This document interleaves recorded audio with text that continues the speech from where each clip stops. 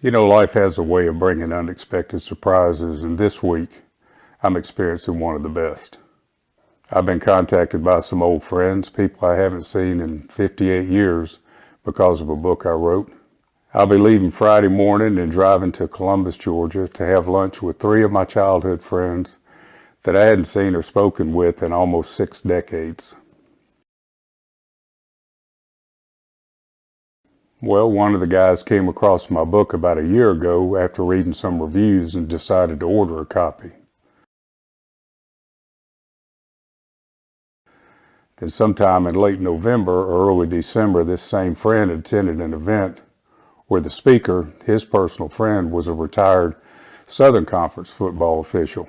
My book was mentioned, and that set off a search for my contact information. On December the 9th, I received an email from him. We exchanged a couple of emails and casually mentioned getting together sometime. Well, not long after that, another childhood friend ran into this same guy at a grocery store in Columbus. That encounter led to a phone call to me, and before long, plans were in motion. After 2 months, everything came together for this long overdue reunion.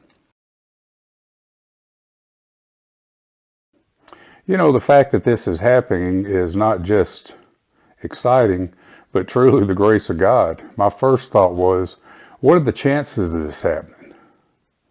Once the opportunity presented itself, I knew we had to make it happen.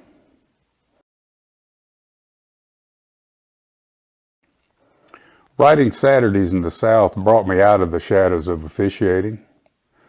It pulled back the curtain on a part of the game that most people never get to see, the men behind game management. By doing so, it connected me with fans who not only love the sport, but want to understand it better. Now when people search for topics related to football officiating, my name comes up because of the book. Officiating was the gateway to countless experiences I never could have imagined. I made it a habit to arrive early at game sites and wasn't always in a hurry to leave afterwards. That mindset allowed me to immerse myself in unique situations and meet incredible people along the way.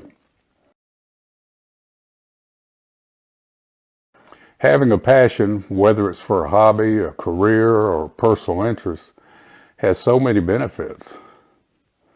It teaches new skills, provides an escape from everyday obligations, and creates opportunities that wouldn't normally exist. You know, I'm beyond excited to reconnect with these guys. I want the luncheon to take on a life of its own, no expectations, no agendas, just a chance to catch up and enjoy the moment. I'm curious about their journeys, where life has taken them. They already have some insight into mine from reading my book. You know, I remember riding bikes all over the neighborhoods, walking to each other's houses and back and forth to school, heading to McDonald's to get a hamburger or a cheeseburger. I mean, it was just a different time. One of the guys in particular, if we could scrape up 17 cents, we'd ride our bikes to McDonald's. We'd get a plain hamburger. We'd go sit outside. We'd break it in half. We'd share the hamburger, and then we'd come home. If we'd really struck it big and maybe come up with like 23 cents, we could afford to buy a cheeseburger, but we never had anything to drink with it. You know, you never know how something you create or do today can impact others years down the road.